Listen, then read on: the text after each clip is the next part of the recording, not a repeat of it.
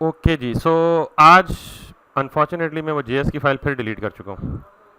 तो बेसिकली आज हमने क्या करना है, डायरेक्ट प्लग इन इंटीग्रेशन करनी है। हमने बहुत बेसिक कर ली जावास्क्रिप्ट की, इतनी अगर किसी को आ गई समझ तो बहुत अच्छी बात है, वो बहुत अच्छा कर लेगा ये प्लग इन इंटीग्रेशन। अगर नहीं समझ आई तो फिर भी वो धक्के दुक्के खा के प्लग इन की इंटीग्रेशन कर ही लेगा। अच्छा, अब ना एक काम है, प्लग इन इंटीग्रेशन के लिए एक मसला है, और वो मसले तो वैसे बहुत सारे हैं, लेकिन चलिए एक मसला आपको बता देता हूँ। आपने देखा था कि जावास्क्रिप्ट में ना बहुत सारे फंक्शंस बिल्ट इन हैं, और उन बिल्ट इन के अलावा कुछ फंक्शंस हम खुद से अपने भी लिख सकते हैं, जिन्हें हम क्या कहते हैं, यूजर डिफाइंड फंक्शंस कहते हैं। ये बड़े गौर से सुनना है, आज का लेक्चर बहुत इंपॉर्टेंट है। तो जावास्क्रिप्ट में बहुत सारे फंक्शंस बिल्ट इन है, लेकिन कुछ फंक्शंस हैं जो हम क्या करते हैं, खुद से कस्टमाइज कर सकते हैं, यानी कस्टम फंक्शन है और हम खुद फंक्शन डिफाइन करके उनको कॉल कर सकते हैं। फिर हमने कहा था कि फंक्शन में हम पैरामीटर्स भी पास करते हैं। फंक्शन में पैरामीटर क्या क्या हो सकता है, सिंपल नंबर भी पैरामीटर के तौर पे पास किया जा सकता है, फंक्शन में बूलियन भी बतौर पैरामीटर पास किया जा सकता है, फंक्शन में अरे भी बतौर पैरामीटर पास किया जा सकता है, और फंक्शन में ऑब्जेक्ट भी बतौर पैरामीटर पास किया जा सकता है, और एक फंक्शन में दूसरा फंक्शन भी बतौर पैरामीटर पास किया जा सकता है। ये सारी बातें भी हमने आराम से पढ़ ली, बड़े ध्यान से पढ़ ली। अब जावास्क्रिप्ट में बहुत सारे फंक्शंस बिल्ट इन, बहुत सारे यूजर डिफाइंड, ये भी आपको पता है, जैसे अलर्ट का फंक्शन बिल्ट इन था, प्रॉम्प्ट का फंक्शन बिल्ट इन था, पार्स इंट का फंक्शन बिल्ट इन था, और बहुत सारे कंसोल डॉट लॉग का फंक्शन बिल्ट इन था, डॉक्यूमेंट डॉट राइट का फंक्शन बिल्ट इन था, गेट एलिमेंट बाय आईडी का फंक्शन बिल्ट इन था, क्यूरी सेलेक्टर ऑल का फंक्शन बिल्ट इन था, क्यूरी सेलेक्टर का फंक्शन बिल्ट इन था। तो बहुत सारे बिल्ट इन फंक्शन है जिनको हमने पढ़ लिया। जावास्क्रिप्ट ना बहुत पुरानी जुबान है, 1995 या 1996 या 4 में पहली दफा इसको लिखा गया। और जावास्क्रिप्ट में कोई भी काम करने के लिए काफ़ी लंबा चौड़ा तरीका है। लंबा चौड़ा तरीका का मतलब यह है कि आपने अगर कोई एलिमेंट सेलेक्ट करना हो तो आप लिखते हैं जी डॉक्यूमेंट डॉट क्यूरी सेलेक्टर या क्यूरी सेलेक्टर ऑल, और फिर उसकी क्यूरी देते हैं, और फिर उसको, काफ़ी लंबा चौड़ा तरीका है यार। फिर अगर आपको स्टाइल चेंज करना हो तो आप फिर लंबा चौड़ा तरीका, लंबा तरद्दुद करते हैं क्या, कि वो document dot Curie selector all करके उसको वेरिएबल में सेव करते हैं, फिर आप उस लेट्स सपोज ई के वेरिएबल में सेव किया, E dot style dot background, E dot style dot this, काफ़ी लंबा चौड़ा काम है। तो उस वक्त जो डेवलपर्स थे, समझदार लोग थे, जैसे बूटस्ट्रैप के साथ हुआ, हमने सारा काम किसके साथ किया, C S S manual stuff किया। तो C S S manual stuff में हमें क्या करना पड़ता है, सारी क्लासेस खुद लिखनी पड़ती हैं, सारा HTML खुद लिखना पड़ता है। तो लोगों ने क्या किया यार, बजाय इसके कि हम सारा CSS खुद लिखें, हम बूटस्ट्रैप यूज़ करते हैं, और उसमें बहुत सारी क्लासेस जो हैं हमारी क्या हो जाएंगी, हमें बनी बनाई बिल्ट इन मिल जाएंगी, और बहुत सारा HTML कोड पहले से कुछ लोगों ने लिख के हमारे लिए रख दिया है, और हम वो कोड यूज़ करके अपना प्रोजेक्ट कंप्लीट कर लेते हैं। यही काम जावास्क्रिप्ट के साथ हुआ है। अब जावास्क्रिप्ट के सारे काम मैनुअल करना बहुत मुश्किल है, मतलब मुश्किल का टाइम टेकिंग है और लेंथी भी है। तो इसी तरह कुछ लोग मिले और उन्होंने कहा नहीं यार, हम जावास्क्रिप्ट ऐसा काम करते हैं कि हम जिस तरह CSS की लार्ज नंबर ऑफ क्लासेस पहले से लिख के रख दी गई है ना, इस तरह उन्होंने कहा है कि हम जावास्क्रिप्ट के भी बहुत सारे फंक्शन लिखकर एक लाइब्रेरी बना देते हैं। क्या बना देते हैं, एक, और जब भी किसी बंदे को कोई फंक्शन चाहिए हो तो उसे अपना फंक्शन लिखने के बजाय हम उसे कहेंगे यार हमारा ये दिया हुआ फंक्शन लिख लो, तो आपका काम आसानी से हो जाएगा, जल्दी से हो जाएगा। jQuery कोई सेपरेट चीज नहीं है, jQuery जावास्क्रिप्ट ही है। जैसे बूटस्ट्रैप कोई सेपरेट चीज नहीं है, बूटस्ट्रैप HTML और CSS ही है, लेकिन उसका फ्रेमवर्क है। तो jQuery एक लफ्ज में इस्तेमाल करो, jQuery एक लाइब्रेरी है जिसमें डेवलपर्स ने बहुत सारे फंक्शंस लिखकर इस लाइब्रेरी में डाल दिए। अब हमें काफी ज्यादा फंक्शंस खुद लिखने की जरूरत नहीं है, बल्कि हम jQuery के बने बनाए फंक्शन उठा के यूज कर सकते हैं। सो आज प्लगइन इंटीग्रेशन से पहले थोड़ा सा jQuery का इंट्रोडक्शन, क्योंकि बहुत ज्यादा प्लगइन्स jQuery को यूज करते हैं, और jQuery में बार बार बता चुका हूं ये डिफरेंट चीज नहीं है, ये जावास्क्रिप्ट ही की लाइब्रेरी है। Make sense? Let's start about jQuery। जब मैंने ये कहा था कि बूटस्ट्रैप वालों ने large number of CSS classes लिखकर पहले रख दिए हैं, तो उन CSS की क्लासेस को अप्लाई करने के लिए ज़रूरी क्या था, पहले बूटस्ट्रैप की CSS की फाइल लिंक करते थे ना। इसी तरह जब मैं अब कह रहा हूँ कि बहुत सारे डेवलपर्स ने जावास्क्रिप्ट के एक ह्यूज कलेक्शन ऑफ फंक्शंस लिखकर jQuery के फॉर्म में अवेलेबल कर दिए है, तो अब jQuery को यूज़ करने के लिए क्या करना पड़ेगा, jQuery को भी लिंक करना पड़ेगा। jQuery कहाँ से लाएंगे, let's see. So the first thing is to link the jQuery। तो मैं यहाँ पे लिखूंगा जे क्यूरी का मतलब जावास्क्रिप्ट क्यूरी, ठीक है, QUERY जे क्यूरी। ये जो पहली वेबसाइट है ना, आप इसी को ओपन कर लें और ये डाउनलोड है, इस पर क्लिक कर लें। ये वर्जन्स है, तो आप ये जो सबसे ऊपर वाला है इसी पे क्लिक कर लें। ये जे क्यूरी है। तो आप इसकी शक्ल देख के तो डर ही जाएंगे। मेरे साथ भी यही हुआ था पहली दफा जब मैंने देखा, लेकिन आपको इसकी शक्ल दोबारा देखनी नहीं पड़ेगी, बस एक ही दफा देख लें, ठीक है। आपने कुछ भी नहीं करना, यहां से सिर्फ ये लिंक कॉपी करना है और यहां आना है और जावास्क्रिप्ट हम कहां लिखते हैं, बॉटम में ना, यहां लिखना है स्क्रिप्ट सोर्स और इस लिंक को पेस्ट कर देना। That's it. जे क्यूरी हमारे प्रोजेक्ट में ऐड हो गई है, ठीक। अब आप देखेंगे कि ये जावास्क्रिप्ट की कितनी आसान शक्ल है। जैसे बूटस्ट्रैप सीएसएस की कितनी आसान शक्ल थी कि बहुत सारी चीजें पहले से लिखी गई हैं, हमें सिर्फ उन क्लासेस का नाम पता होना चाहिए, उन क्लासेस को यूज करके हम अपना मकसद अचीव कर सकते हैं। अब जरा देखिएगा, जो कुछ भी आप जेक्यूरी में लिखेंगे मेक श्योर कि वो इस जेक्यूरी के लिंक के बाद होगा। तो हम अब एक अपनी जेएस की फाइल है उसको भी अटैच कर लेते हैं, स्क्रिप्ट app.js। तो आप हमेशा जैसे सीएसएस अपनी सीएसएस सबसे एंड पे लिखते हैं, वैसे ही अपनी जेएस कहां लिखेंगे, सबसे एंड लिखेंगे। यहां तक भी बात समझ आ गई है। अब जरा जेक्यूरी की पावर देखते हैं। मेरे पास एक पैराग्राफ है जिसमें कुछ टेक्स्ट लिखा हुआ है और इस पैराग्राफ की आईडी है टेस्ट। जावास्क्रिप्ट में सिलेक्ट करने का क्या तरीका है, डॉक्यूमेंट डॉट क्यूरी सेलेक्टर, और क्यूरी सेलेक्टर में जाके क्या दूंगा, जे क्यूरी में यही काम करने का क्या तरीका है। याद रखिएगा कि जे क्यूरी में जब भी कहीं डॉलर साइन लिखा हुआ देखें तो इस डॉलर साइन का मतलब है ये कि लिखा हुआ है जी जे क्यूरी। डॉलर साइन का क्या मतलब है, जे क्यूरी लिखो। यानी ये जे क्यूरी लफ्ज बड़ा था तो उन्होंने शॉर्ट फॉर्म में जे क्यूरी के रिप्लेसमेंट में क्या यूज करना है। तो अब अगर मैं ये लिखूं डॉलर साइन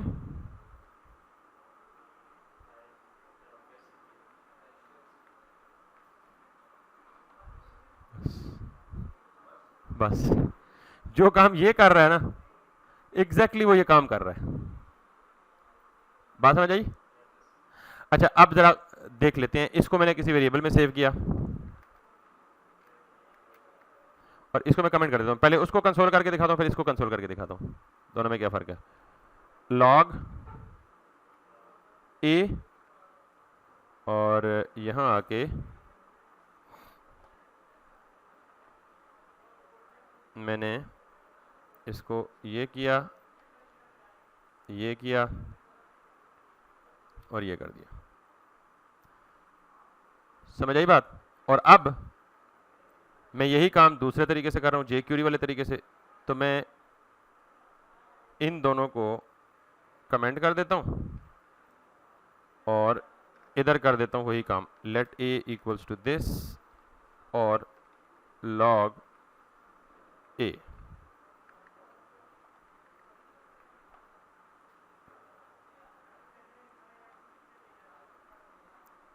सेलेक्ट वही हो रहा है। अच्छा आउटपुट में थोड़ा बहुत डिफरेंस है, लेकिन एक्चुअली ये एग्जैक्ट वही चीज़ है, उसने उसको सेलेक्ट कर लिया है, मतलब पैराग्राफ को सेलेक्ट किया। क्योंकि यहाँ देखिए अगर मैं इस पर क्लिक करता हूँ तो एक्चुअल पैराग्राफ सेलेक्ट हो रहा है। ये बात समझ आ गई है। तो इसका मतलब है जे क्यूरी को सेलेक्ट करने का तरीका ज़्यादा कंपैरेटिवली क्या हो गया, ज़्यादा आसान हो गया। अब आपने किसी भी चीज़ को सेलेक्ट करना है तो हम किससे करेंगे, डॉलर साइन से, जे क्यूरी, और जे क्यूरी का सेलेक्टर डॉलर साइन। अच्छा अब मिसाल के तौर पे आप किसी क्लास को सेलेक्ट करना चाहते हैं तो यहां हैश के बजाय क्या दे देंगे। समझ आ गई बात। तो जे क्यूरी बहुत ज्यादा यूज होगा, बहुत ही ज्यादा यूज होगा प्लगइन्स में नॉर्मली। और जे क्यूरी में सिर्फ आप सेलेक्टर्स अगर समझ गए हैं तो बाकी कोई इतनी बड़ी रॉकेट साइंस नहीं है।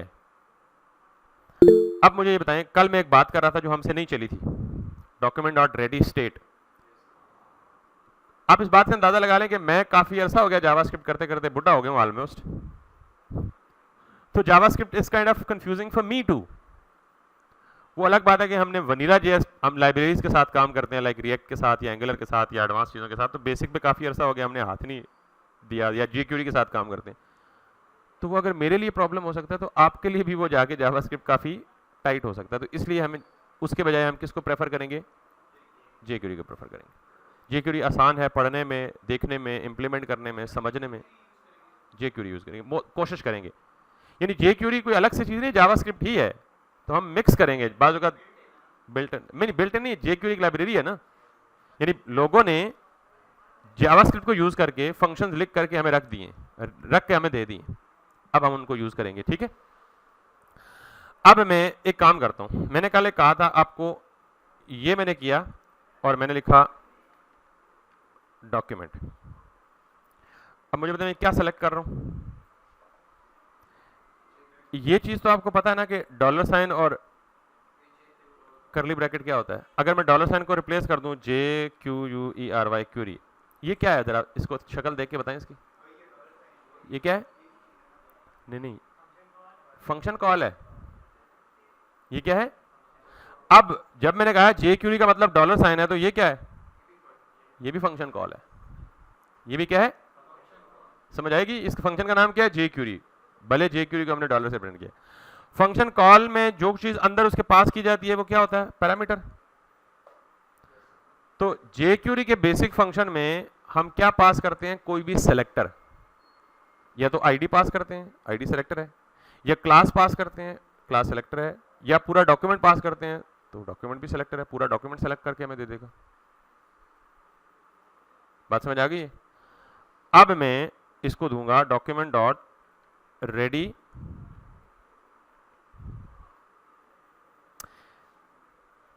कल जो काम करने की कोशिश कर रहा था ना, जैसे मैंने कहा था विंडो डॉट ऑन लोड और डॉक्यूमेंट डॉट रेडी, तो ये डॉक्यूमेंट डॉट रेडी jQuery में काम करता है। अच्छा, डॉक्यूमेंट डॉट रेडी का क्या मतलब है और विंडो डॉट लोड का क्या मकसद है, ये समझाता हूं, पहले जरा देख लें। ये जो रेडी है ना, अच्छा इसमें ये फंक्शन कॉल बैक भी बहुत ज़्यादा यूज होंगे, एक फंक्शन में दूसरा फंक्शन पास करना। मैं यहाँ पे फॉर एग्जांपल लिख देता हूँ जी अलर्ट और लिख देता हूँ जी हेलो। सो अब मैं देखता हूँ सिर्फ ये टेस्ट करने के लिए कि ये चलता है या नहीं चलता। हेलो चल पड़ा। ठीक, याद रखिएगा बेटा, विंडो डॉट रेडी का मतलब ये है, सॉरी विंडो डॉट लोड का मतलब ये है कि जो ही मैंने पेज रिफ्रेश किया और विंडो रीलोड हो गई, तो विंडो डॉट ऑन लोड में जो चीज भी होगी वो कब एग्जीक्यूट होगी? जो ही विंडो लोड या रीलोड होगी। डॉक्यूमेंट डॉट रेडी में जो चीज लिखेंगे वो कब चलेगी? जब आपका डॉक्यूमेंट रेडी हो जाएगा। अब डॉक्यूमेंट रेडी होने का मतलब क्या है? फॉर एग्जाम्पल आपके पास बहुत बड़ा पेज है, वेब पेज है, जिसमें इमेजेस भी हैं, वीडियो भी हैं, और आपका डॉक्यूमेंट का कंटेंट लोड होने में 3 सेकंड लेता है। जो ही आपने विंडो लोड की, विंडो तो फौरन रीलोड हो गई, लेकिन उसके अंदर जो इमेज और वीडियोज और जो टेक्स्ट कंटेंट है उसने लोड होने में कितना टाइम लिया? 3 या 4 सेकंड लिए। तो इसका मतलब है डॉक्यूमेंट डॉट रेडी में जो चीज़ है वो तब चलेगी जब आपका पूरा डॉक्यूमेंट क्या हो जाएगा? रेडी हो जाएगा, लोड हो जाएगा। और विंडो डॉट ऑन लोड का मकसद क्या है? कि वो जो ही विंडो लोड होगी वो उस वक्त चला जाएगा। ये दोनों में डिफरेंस है। समझ आई बात? हम jQuery के जो लॉजिक भी लिखेंगे वो कहां लिखेंगे? इस फंक्शनैलिटी के अंदर। तो यूं समझ लें कि ये आप वैसे ही रट लें, डॉक्यूमेंट डॉट रेडी और इसके अंदर फंक्शन और एनीथिंग दैट विल राइट वो इसके अंदर ही आएगा। और चूंकि jQuery भी जावास्क्रिप्ट है तो इसके अंदर हम जावास्क्रिप्ट भी लिख सकते हैं और इसके अंदर हम, अगर किसी को मुश्किल लगता है ना सेलेक्टर, तो ये लिख के इसके अंदर डायरेक्ट ये काम भी कर सकते हैं आप, कोई पाबंदी नहीं है। Document dot Curie selector, still वही पुराना तरीका भी यूज कर सकते हैं, इट विल वर्क। बात समझ आ गई है? लेकिन हम जो काम करेंगे वो सारा का सारा काम करेंगे किसमें? डॉक्यूमेंट डॉट रेडी और उसके अंदर एक फंक्शन और उस फंक्शन के अंदर जो। यहां तक कोई बात समझ ना आई हो तो बता दें। सब कुछ आ गया? सारा काम इसके अंदर होगा। मे भी जब जरूरत पड़ी तो मैं बता दूंगा, फिलहाल सारा कुछ इसके अंदर होगा। यहां समझ आ गई सबको बात? अब हम चलते हैं किसी प्लगइन की तरफ और सबसे पहले सबसे सिंपल सा प्लगइन देखते हैं ताकि आपको उसकी इंटीग्रेशन समझ आ जाए, फिर हम अगले पे चलेंगे। प्लगइन्स आर नथिंग, jQuery की तरह वो भी क्या है, लाइब्रेरीज हैं, किसी ने लिख के लाइब्रेरी बना के रखी हुई है। तो हम सबसे पहले करेंगे जो सबसे सिंपल, ओल कैरोजल। अच्छा, ये ओल कैरोजल क्या है? अक्सर आपने देखा होगा ई कॉमर्स की वेबसाइट्स पे या नॉर्मल हमने जो वेबसाइट बनाई है उस पे, ये देख रहे हैं आप, ये आई डोंट नो इसको क्या हो रहा है, इधर भी हो रहा है। सो पहले देख लें कि आप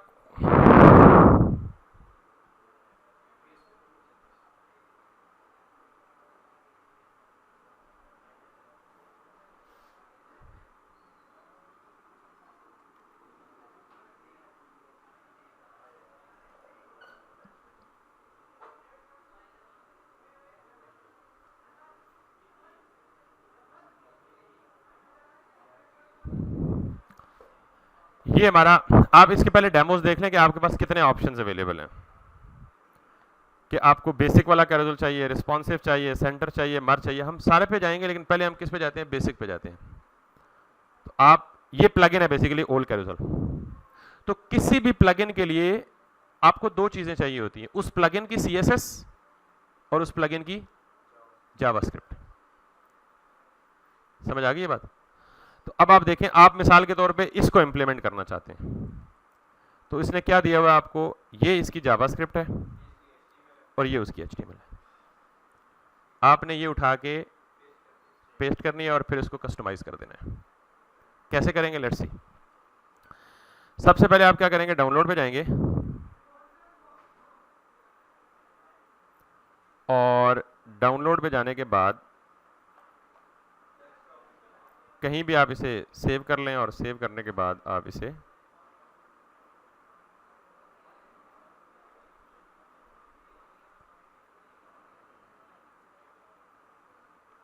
अब हर प्लगइन के लिए ना मुख्तलिफ डिफरेंट टाइप्स ऑफ फोल्डर नजर आएंगे आपको। तो जब भी आप किसी प्लगइन की इंटीग्रेट करेंगे तो पहली दफ़ा मैं आपको वैसे ही गाइड कर दूंगा, 2-3 प्लगइन्स की गाइडलाइन दूंगा, तो बाकी सारे प्लगइन्स का खुद ब खुद फ्लो समझ आ जाएगा आपको।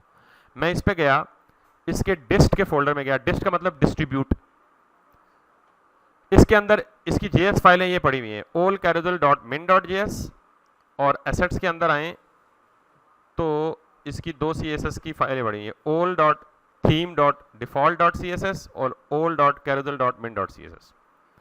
अब मुझे चूंकि पहले से पता है और आपको नहीं पता, आप इसे for the first time use कर रहे हैं, तो आप ये दो CSS की फाइलें और एक JS की फाइल रखेंगे। हमेशा ओल कैरोजल के ये तीन चीजें यूज होती हैं, एक ओल थीम डिफॉल्ट CSS, ओल कैरोजल min CSS। ये फाइलें आप यहां से कॉपी करें और कहां ला के रखेंगे, आप अपने प्रोजेक्ट के फोल्डर में आए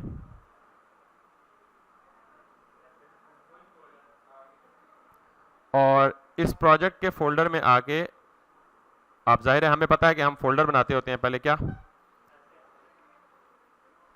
एसेट्स, और एसेट्स के अंदर क्या बनाते होते हैं, CSS और फिर JS। तो जो CSS की दो फाइलें कॉपी की हैं वो मैं जाके किधर पेस्ट कर दूंगा, CSS में पेस्ट कर दूंगा। फिर वापस आए और डिस्ट में जाके इसकी एक फाइल है all.carousel.min.js। तो ये JS की फाइल है, तो ये हम अपनी किस फोल्डर में रखेंगे, JS के फोल्डर में रखेंगे। दैट्स इट, बड़ा ऑर्गेनाइज तरीके से ये काम होगा।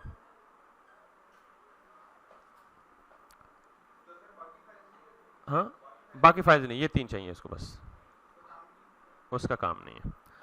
अब हम यहाँ पे वापस आएंगे और jQuery के बाद हमारी अपनी जावास्क्रिप्ट की फाइल सबसे एंड पे होनी चाहिए और jQuery सबसे पहले होनी चाहिए, बाकी सारी इसके दरमियान में। आई रिपीट, jQuery सबसे पहले होनी चाहिए और हमारी अपनी JS की फाइल सबसे एंड में होनी चाहिए, और बाकी फाइलें जो आपने इंक्लूड करनी है, स्क्रिप्ट, एसेट्स, JS। तो जावास्क्रिप्ट की एक ही फाइल दरकार थी और CSS की कितनी फाइलें दरकार थी, दो। तो अगर आपकी CSS की फाइल है तो उसे कहां रखेंगे, सबसे एंड पे, ठीक है। So it's going to be asset CSS default और again link asset CSS main.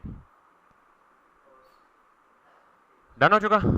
अब हम पहला प्लगइन इंटीग्रेट करने के आखिरी मराहिल में हैं। इतना सिंपल सा काम है। मैं ये करता हूं यहां से कॉपी और ये ले जाता हूं यहां पे जाके पेस्ट, और ये करता हूं यहां से कॉपी और ये करता हूं अपनी JS में जाके पेस्ट। कहां पे? अब मुझे आप ये बताएं कि ये वाली सारी जावास्क्रिप्ट मैंने कहां से कॉपी की है? प्लगइन से ना। अच्छा, मुझे ये बताएं ये क्या बला है? नहीं, अभी नहीं। ये क्या बला है? या ये क्या बला है? सिर्फ वेरी गुड। डॉलर साइन किसको रिप्रेजेंट करता है? jQuery। और हाँ, यानी पूरा आपका जवाब ये होना चाहिए कि हम jQuery के थ्रू एक क्लास को सेलेक्ट कर रहे हैं। पहले नहीं बताया ये तरीका? ऊपर देख लेना। डॉलर jQuery के जरिए क्या कर रहे हैं क्लास को। तो इसका मतलब है इस नाम की कोई क्लास होनी चाहिए ना। तो देख लें ओल्ड कैरोजल के नाम की क्लास है या नहीं है। ओल्ड कैरोजल के नाम की क्लास है। सिंपल हो गया या नहीं हो गया? तो इसका मतलब है सिर्फ इतनी लाइन में क्या हो रहा है? jQuery की क्लास सेलेक्ट हो रही है। अच्छा, उसके बाद ये क्या हो रहा है? अब जरा गौर से बात सुनिएगा। डॉट है और डॉट के बाद कोई चीज आ रही है। अब जरा गौर से देखें। इसका मतलब है कि jQuery से जब क्लास सेलेक्टर दिया जाता है तो ये हमें क्या रिटर्न करता है? एक ऑब्जेक्ट। क्या रिटर्न करता है? हमें कैसे पता चला ऑब्जेक्ट? क्योंकि साथ क्या लगा हुआ है। तो डॉट किसके साथ लगता है? तो इसका मतलब है कि jQuery जो सेलेक्ट करता है वो सिलेक्शन के लिए हमें क्या रिटर्न करता है? ऑब्जेक्ट। तो ऑब्जेक्ट के अंदर हमने क्या लगाया हुआ है? एक मेथड। और ये मेथड जावास्क्रिप्ट में बिल्ट इन नहीं है। जो लाइब्रेरी हम यूज कर रहे हैं ओल्ड कैरोजल, उसका बिल्ट इन मेथड है। बात समझ आ गई है? अब मुझे बताएं कि मेथड में पैरामीटर्स पास किए जा सकते हैं? जावास्क्रिप्ट के मेथड में पैरामीटर पास किए जा सकते हैं ना। नंबर भी पास किया जा सकता है, अरे भी पास की जा सकती है, ऑब्जेक्ट भी पास किया जा सकता है और फंक्शन भी पास किया जा सकता है। तो अगर मैं इसके अंदर ये पैरामीटर पास करूं तो हो सकता है ना। अब क्योंकि ये बिल्ट इन फंक्शन है, अगर यूजर डिफाइंड फंक्शन होता तो मैं अपनी मर्जी का पैरामीटर पास कर सकता था। ये बिल्ट इन फंक्शन है तो ये डॉक्यूमेंटेशन हमें बता रही है कि क्या पैरामीटर लेगा? एक ऑब्जेक्ट। ऑब्जेक्ट के अंदर क्या होता है? प्रॉपर्टीज, की वैल्यू फॉर्म में। अब ये जो ऑब्जेक्ट है, अब इसमें मल्टीपल प्रॉपर्टीज हैं। तो दिस इज व्हाट, ये देखें यहां से लेके यहां तक एक ऑब्जेक्ट पास हो रहा है ना। इस ऑब्जेक्ट में ये क्या है? लूप प्रॉपर्टी है ना। Loop true, margin 10, naive this और रिस्पॉन्सिव। अभी रिस्पॉन्सिव को छोड़ दें अभी यार, सिंपल समझ लें पहले। तो ये एक छोटा सा ऑब्जेक्ट पास हो रहा है जिसमें 3 प्रॉपर्टीज दी गई। ये प्रॉपर्टीज कहां से आई हैं ये आपको मैं अभी बताता हूं, लेकिन ये शक्ल आप वाकिफ हैं कि प्रॉपर्टीज है। अब सिर्फ इतना काम करने के बाद वापस जाएं अपने वेब पेज पे और यहां पे जाके ये देखें तो you have your first carousel. Congratulations. मुश्किल है प्लगइन इंटीग्रेशन।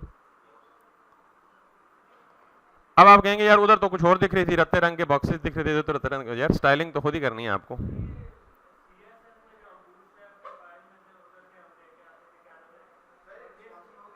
ये ओल्ड कैरोजल के अपने एरोज है ना, उसका इसके साथ कोई ताल्लुक नहीं है।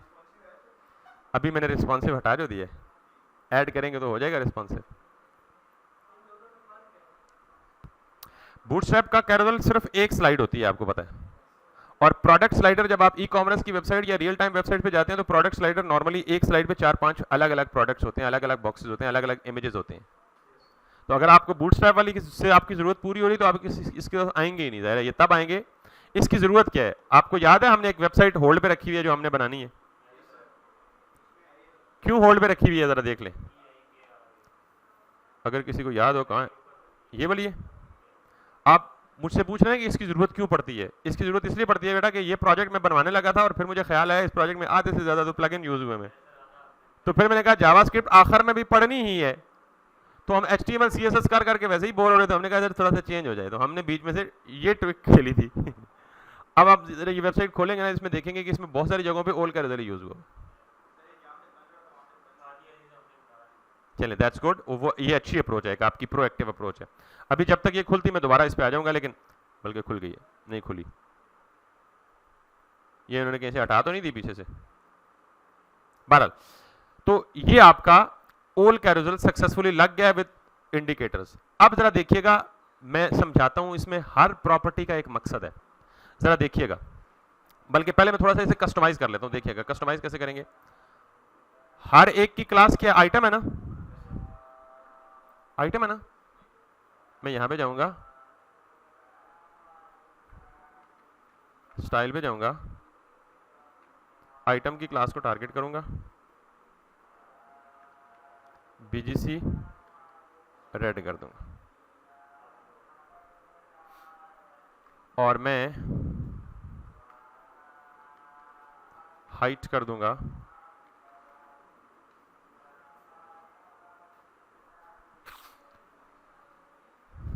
मुश्किल है, सीएसएस तो पहले से आती है। अब जरा गौर से देखिएगा 2-3 बातें। ये 1 है, टोटल स्लाइड्स कितनी है इसमें 12। 12 के बाद जब मैं अगले पे क्लिक करूंगा तो दोबारा क्या हो रहा है 1। ये किस वजह से हो रहा है, यहां लिखा हुआ है लूप ट्रू। लूप ट्रू का मतलब क्या है कि जब एंड पे पहुंच जाए तो दोबारा क्या, कहां से स्टार्ट कर दो। अब मैं लूप को फॉल्स कर देता हूं, तो जब आखिर में पहुंच जाएगा तो फिर दोबारा स्टार्ट नहीं होगा। 12 मुश्किल है। अच्छा, अब अगली बात देखिएगा, ये कह रहा है जी नेव ट्रू। मैं नेव को, नेव का मतलब क्या है नेविगेशन, इसको मैं कर देता हूं फॉल्स।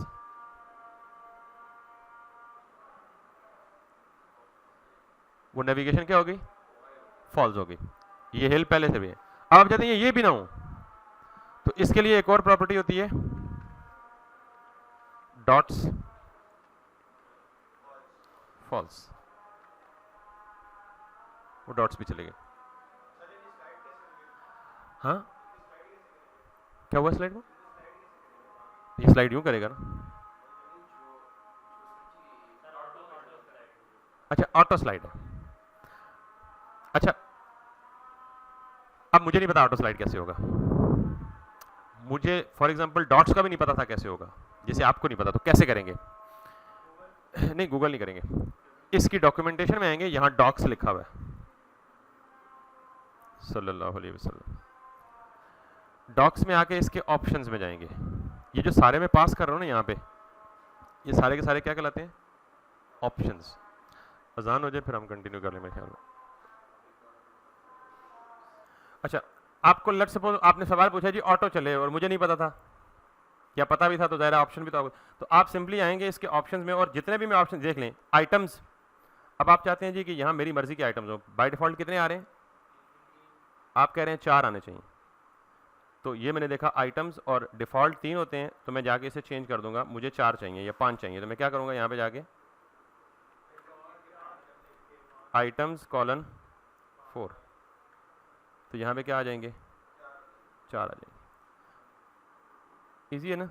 अब आपको चाहिए जी कि ऑटो चले, तो यहाँ से ऑप्शन ढूंढ ले, माउस ड्रैग है, टच है, पुल ड्रैग है, पैडिंग है, मर्ज फिट है, ऑटो विड्थ है, स्टार्ट पोजीशन है, रीवाइंड है, नेव एलिमेंट है, स्लाइड है, डॉट। ये डॉट्स मैंने यूज़ की थी, ठीक है। सॉरी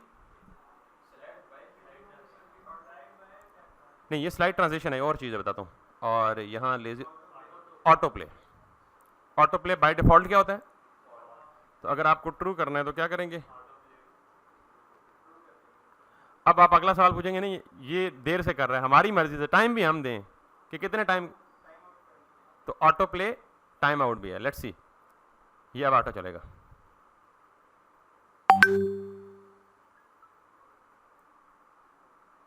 ऑटो चल रहा है। अब ये बहुत देर लगा रहा है, तो हम क्या करेंगे, हम कहेंगे जी कि ऑटो प्ले टाइम आउट भी हमारी मर्जी। बाय डिफॉल्ट कितना होता है 5000, 5000 क्या है 5 सेकंड, 5000 का मतलब मिली सेकंड है, ठीक है। तो हम क्या करेंगे ऑटो प्ले टाइम आउट को 5000 के बजाय, ये तो आपको होता है ना ऑब्जेक्ट की प्रॉपर्टीज कामा के साथ आती हैं बस, तो टाइम आउट में जाके आप कर दें 2000 का मतलब 2 सेकंड के बाद ऑटो प्ले होगा, ठीक है।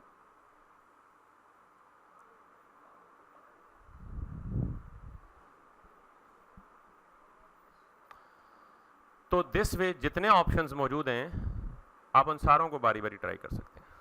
और एक और बात, आपने अभी दराज में एक चीज देखी है, यहां पे यही काम हो रहा है, ये देखिएगा इसको,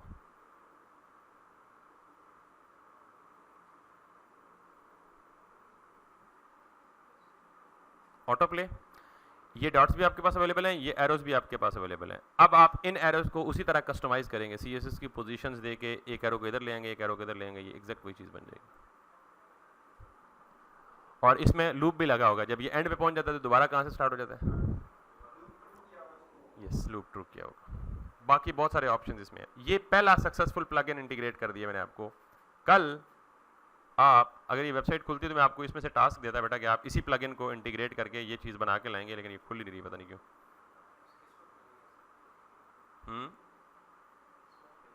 नहीं, किस्मत में है, इंशाल्लाह कल करेंगे, आज तो मैंने बता दिया ना। तो आज बेसिकली ठीक है, वो कल देख लेंगे। आज बेसिकली आप सिर्फ जाके इसको घर ट्राई करेंगे बिल्कुल बेयर मिनिमल सेटअप के साथ, जैसे मैंने किया, और इसके डिफरेंट अपनी वेबसाइट पे, अगर जो वेबसाइट बना रहे हैं उस पर हो जाए तो सोने पे सो आ गया शाप। अभी उस पर कल जिक्र करूंगा ना, अभी सिर्फ मुझे पता है कि प्लगइन इंटीग्रेशन आप देख के तो कह रहे हैं आसान है, जब आप करेंगे ना तो खपेंगे तो पता लगेगा आपको आसान है मुश्किल, ठीक है ना। तो ये